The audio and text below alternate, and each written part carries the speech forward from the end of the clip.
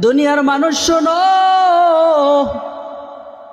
ওয়ালা ইউআখিরুল্লাহু নাফসান ইযা জাআ আজালুহা।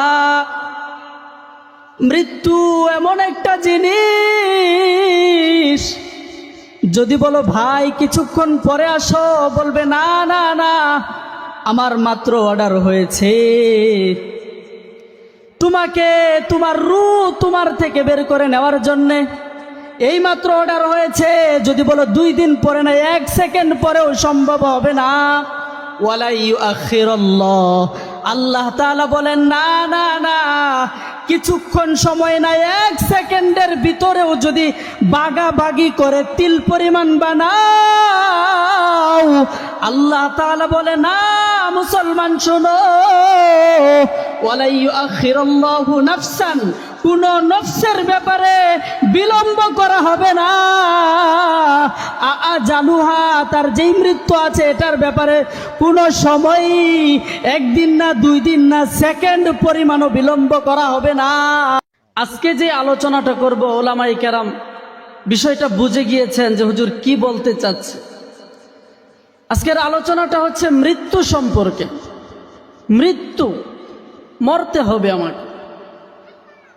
কোরআনুল কারীমের ভিতরে এসেছে কুল্লু নাফসিন যায়িকাতুল মাউত। নফসওয়ালা যত প্রাণী আছে, মূলত কুল্লু নাফসিন যায়িকাতুল মাউত, সবাইকে যায়িকাহ, আস্বাদনকারী সবারই হতে হবে আল মাউত, মৃত্যু। তো এই আয়াত দ্বারা বোঝা যায় যে দুনিয়ার জমিনে যত বিচরণকারী প্রাণী হোক অথবা বিচরণকারী না হোক, বসে বসে খায় এমন হোক অথবা দাঁড়িয়ে খায়, আসমানে উড়ে উড়ে খায়, যত প্রাণী আছে, মানুষ, জিন, ইনসান, যত প্রাণী আছে, প্রত্যেকটা প্রাণীর মৃত্যু আছে।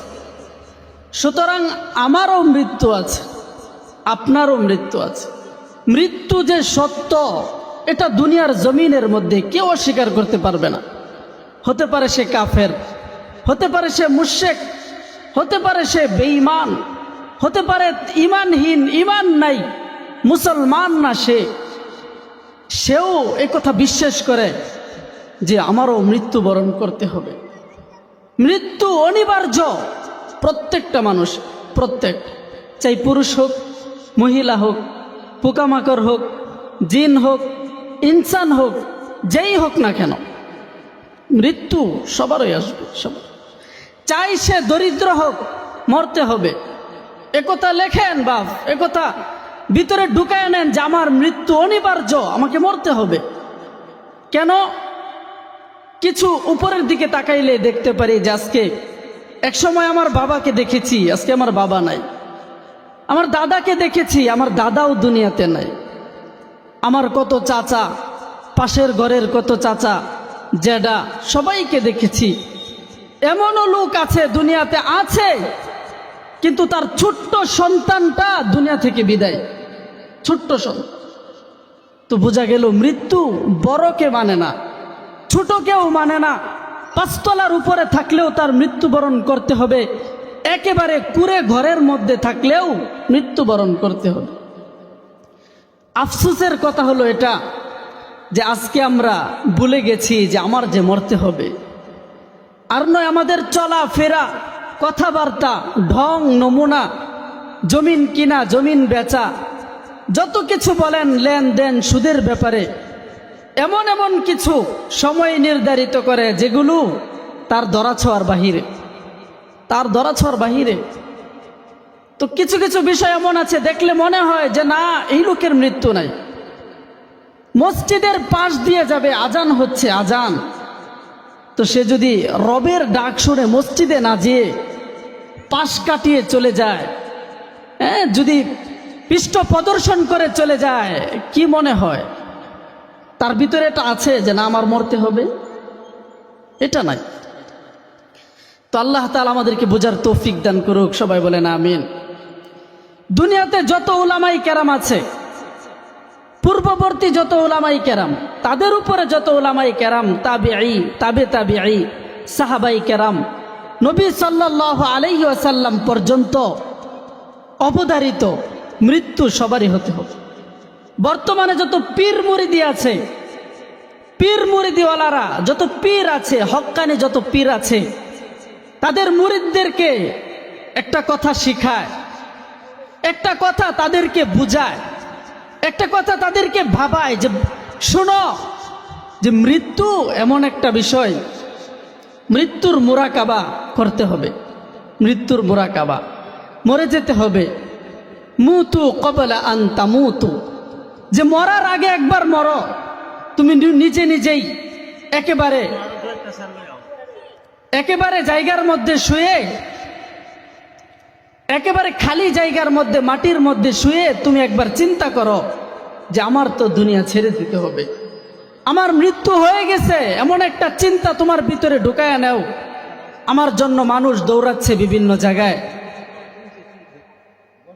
এমন সময় দেখবা শোয়ার পর ধারণা করবা আমার জন্য মানুষ দৌড়াচ্ছে। এই বিষয়টা যদি আমার চিন্তায় থাকে, মৃত্যুর আগে একবার মৃত্যু হয়ে যদি আমার দুনিয়া থেকে আমি যেতে পারি, তাহলে হয়তোবা আমার ঈমান, আমার আমল, আমার নামাজ, আমার রোজা ঠিক হয়ে যেতে পারে, ঠিক হয়ে। আজকে আপনারা যে মাহফিলের আয়োজন করেছেন, মাহফিল ইন্তেজাম কমিটি যারা আছে, তাদের হয়তোবা এই বিষয়টা থাকতে পারে।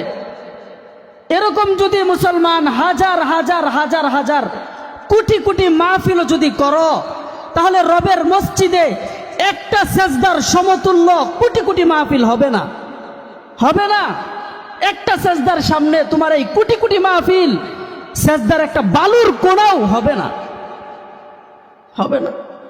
এই মাহফিলের জন্য তুমি নামাজ ছেড়ে দিলা, কি রে ভাই, নামাজ ছেড়ে দিলা, এটা রবের একটা বড় বিধান ছিল। আরে তোমার ঈমান তো নামাজ দ্বারা যাচাই, ঈমান নামাজ দ্বারা যাচাই, তুমি নামাজ কেন ছাড়লা বলো? মাহফিলের জন্য বললাম তো, হাজার হাজার মাহফিল, কোটি কোটি মাহফিল দিয়েও একটা সেজদার সমতুল্য হবে না বাপ। কত মসজিদের ইমাম সাহেবরা কণ্ঠ ফাটায় ফাটায় কথা বলে, কলিজা ছিঁড়ে কথা বলে তোমাদেরকে, এরপরেও কি এই কথাটা আমার ঢুকে না ভিতরে যে আমার তো এই দুনিয়া ছেড়ে দিতে হবে, ছেড়ে দিতে হবে বাপ, ছেড়ে দিতে। কেমনে তুমি এটা ভিতরে ঢুকাইলা যে নামাজ ছাড়া মাহফিলের কাজ আমার করতে হবে? কেমনে ঢুকাইলা, কেমনে? আল্লাহ তাআলা আমাদিগকে বোঝার তৌফিক দান করো। আজকে আমার যে জিহ্বা লড়তেছে, রাসূলুল্লাহ সাল্লাল্লাহু আলাইহি ওয়াসাল্লাম বলেন, আকসিরু যিকরহা, যিকরহা মিন লাজ্জাত, তোমার যে জিহ্বার স্বাদ জিহ্বা গ্রহণ করে নিচ্ছ, গরুর গোশতর আলাদা স্বাদ, মুরগির গোশতর আলাদা স্বাদ, খাসির গোশতর আলাদা স্বাদ, কার্ফু মাছের আলাদা স্বাদ, সিলভারের আলাদা স্বাদ, পাঙ্গাসের আলাদা স্বাদ, তেলাপিয়া মাছের আলাদা স্বাদ, বিভিন্ন আইটেমের স্বাদ একটা জিহ্বার মধ্যে নির্বাচন করছো। মুসলমান শুনো, এই জিহ্বাও ওই দিন স্তব্ধ হয়ে যাবে যেদিন তোমার চক্ষু এবং নিঃশ্বাস বন্ধ হয়ে যাবে, বন্ধ হয়ে যাবে যেদিন। তো ওই দিনও যে হাত আজকে আমার লড়তেছে, ওই দিন এই হাত স্তব্ধ হয়ে যাবে, জবান স্তব্ধ হয়ে যাবে, কথা বলতে পারবে না, কথা বলতে পারবে না। মুসলমান একটু মনোযোগ দিয়ে শোনো, মৃত্যু সবারও হয়েছে। রাসূল সাল্লাল্লাহু আলাইহি ওয়াসাল্লামও মৃত্যুবরণ করেছেন, মৃত্যুবরণ করেছেন। তো আল্লাহ তাআলা আজরাইল আলাইহিস সালামকে, আজরাইলের নাম আমরা জানি তো নাকি, যেটাকে আমরা ডাইরেক্ট ভাষায় চিনি মালাকুল মউত, অর্থাৎ আজরাইল আলাইহিস সালাম। যতটুকু আলোচনা করব একেবারে আমলের নিয়তে শুনবেন, যতটুকু আলোচনা হবে সেটা সুর হোক অথবা সুর ছাড়া হোক, একেবারে যেটা এই কথাটা, এই বিষয়টা, মৃত্যু আমার মরতে হবে, এই বিষয়টা যাতে অন্তরের সাথে গেঁথে যায়, একেবারে গেঁথে যায়। আল্লাহ তাআলা আমাদেরকে সেই তৌফিক দান করুন। আল্লাহ তাআলা কোরআনুল কারীমের ভিতরে বলেছেন, দুনিয়ার মানুষ শোনো, ওয়ালা ইউআখিরুল্লাহু নাফসান ইযা জাআ আজালুহা মৃত্যু এমন একটা জিনিস, যদি বলো ভাই কিছুক্ষণ পরে আসো, বলবে না না না, আমার মাত্র অর্ডার হয়েছে, তোমাকে তোমার রূহ তোমার থেকে বের করে নেওয়ার জন্যে এই মাত্র অর্ডার হয়েছে। যদি বলো 2 দিন পরে না, 1 সেকেন্ড পরেও সম্ভব হবে না। ওয়ালা ইউআখিরুল্লাহ, আল্লাহ তাআলা বলেন না না না, কিছুক্ষণ সময় না, 1 সেকেন্ডের ভিতরেও যদি বাগাবাগি করে তিল পরিমাণ বানাও, আল্লাহ তাআলা বলে না মুসলমান শোনো, ওয়ালা ইউআখিরুল্লাহু নাফসান, কোন নফসের ব্যাপারে বিলম্ব করা হবে না। জানুহা, তার যেই মৃত্যু আছে এটার ব্যাপারে কোনো সময়, 1 দিন না 2 দিন না, সেকেন্ড পরিমাণও বিলম্ব করা হবে না। এই আয়াতের দ্বারা প্রমাণ হয়ে যায় এই দুনিয়া আমার চিরদিন না, হতে পারে সেটা 10 বছর, হতে পারে 1 দিন, হতে পারে 5 বছর। আজকে 10 বছর, 20 বছর, 40 বছরের যুবক ও 50 বছরের যুবক, শোনো, মৃত্যু অনিবার্য, আমার তোমার মরে যেতে হবে। এই বিষয়টা যদি ভিতরে ঢুকাও, হয়তোবা তোমার ব্যাপারে এতটুকু হতে পারে, নিজের ভিতরে এই চিন্তাটা আসতে পারে যে আমার নামাজ পড়তে হবে, আমার রোজা রাখতে হবে, আমার হজ আমার করতে হবে। শয়তান তাহলে আমাকে ধোঁকা দিতে পারবে না, শয়তানের কথায় আমি প্রতারিত হতে পারবো না, ওয়াসওয়াসা দুশমন আমার ভিতরে আক্রমণ করতে পারবে না। কথা বলেন ঠিক কিনা?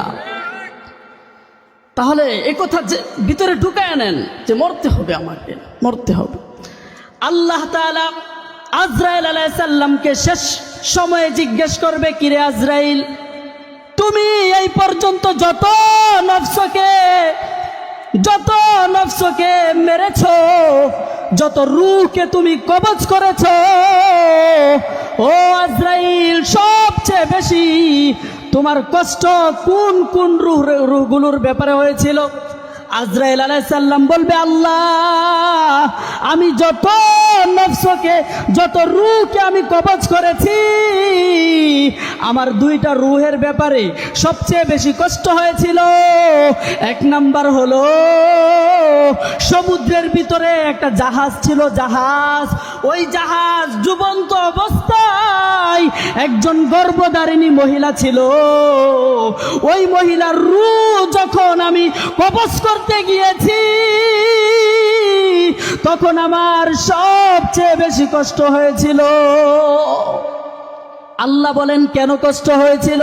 কারণ হলো এই গর্ভধারিণী মহিলা সন্তান প্রসব করেছে, এমন সময় যদি আমি এই মহিলার জান কবজ করে নিয়ে আসি, তাহলে এই ছোট্ট বাচ্চার, এই শিশুটার কি অবস্থা হবে আল্লাহ। ওই সময় আমার ভিতরে অনুভূতি জেগেছিল, আমার মনে হয়েছিল না, এই গর্ভধারিণী মায়ের, প্রসব কর্নেওয়ালা মায়ের জান কবজ করনে যদি করি, তাহলে এই শিশুর জন্য কষ্ট হয়ে যাবে। মুসলমান, এই আজরাইল আলাইহিস সালাম আল্লাহকে বললেন, আল্লাহ, যদি জান কবজ করে নেই, এই শিশুটার অনেক কষ্ট হবে। ওই সময় আমার ভিতরে মনে হয়েছিল এই জানটাকে কবজ না করা হোক। তো আল্লাহ তাআলার কাছে যখন এরকম ভাবে বললেন, আল্লাহ বললেন, তুমি তো এখন বুঝবা না, তুমি জানো দুনিয়াতে যত নফস ছিল, যত রূহ ছিল, যত মানব ছিল, যত দানব ছিল, যত ইনসান জিন ছিল, প্রতিটা মানুষের মৃত্যুবরণ তোমার দ্বারাই আমি নিয়েছি। কিন্তু তুমি কি জানো না, তোমার নবী পয়গম্বর জনাবে মুহাম্মদ সাল্লাল্লাহু আলাইহি ওয়াসাল্লাম যখন তিনাকেও জান কবজ করতে গেলাম, তখন আজরাইল কি পরিস্থিতিটা হয়েছিল হাদিস শরীফের ভিতরে এসেছে। মুসলমান শোনো, যখন আজরাইল আলাইহিস সালাম রাসূলুল্লাহ সাল্লাল্লাহু আলাইহি সাল্লামের জান কবজ করতে গেল, জান কবজ করতে যাওয়ার পর নবীকে বলে, নবী, আমি আপনার জান কবজ করার জন্য এসেছি গো নবী, আপনি অনুমতি দেন। আল্লাহ তাআলা বলে দিয়েছেন আপনার অনুমতি ছাড়া আপনার জান কবজ না করতে, আপনার রূহ কবজ না করতে। তখন রাসূলুল্লাহ সাল্লাল্লাহু আলাইহি ওয়াসাল্লাম বলেন, দাঁড়াও আজরাইল, আমি তোমাকে অনুমতি দিব না। কারণ হলো আইনা আখি জিব্রাইল, আমার ভাই জিব্রাইল কোথায়? আল্লাহ রাসূলুল্লাহ সাল্লাল্লাহু আলাইহি সাল্লাম আজরাইলকে জিজ্ঞাসা করলেন, আমার ভাই জিব্রাইল কোথায়? এ আজরাইল, জিব্রাইল যেখানে আছে না কেন তুমি তাকে খবর দাও। জিব্রাইলের সাথে আমার কিছু কথা আছে।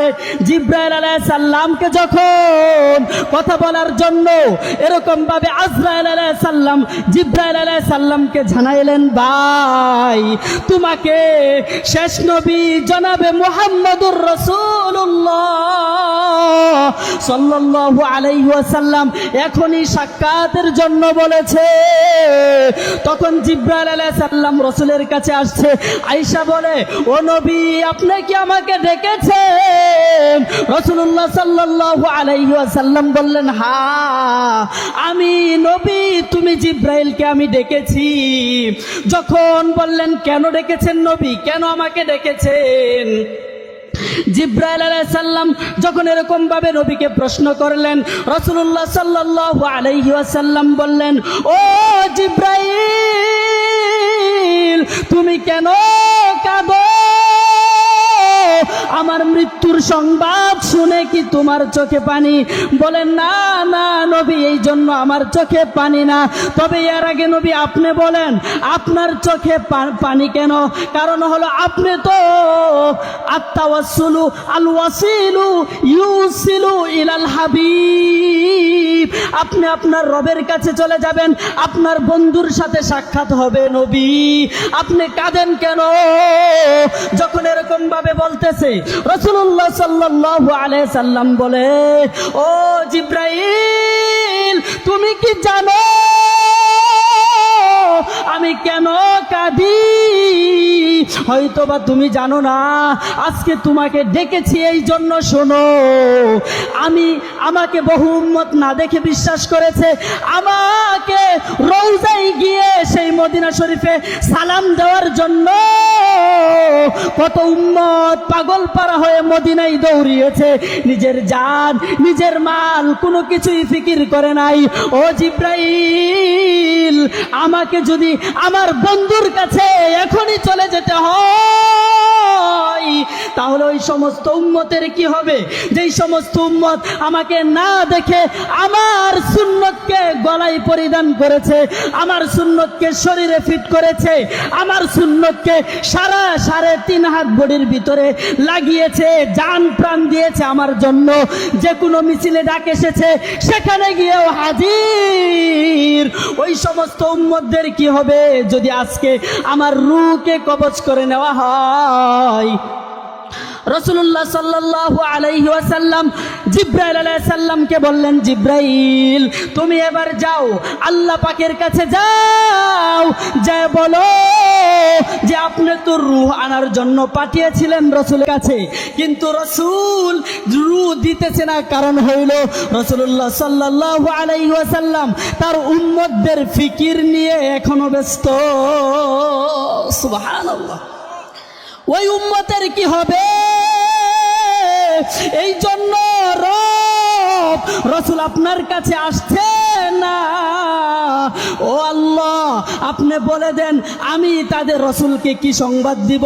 আল্লাহ তাআলা বলে দিলেন, যাও নবী, যাও জিব্রাইল, যাও ওই রাসূলের কাছে যাও, যায় বলো আমি আল্লাহ তার ওই সমস্ত উম্মতদের জিম্মাদারি আমি নিয়ে নিলাম।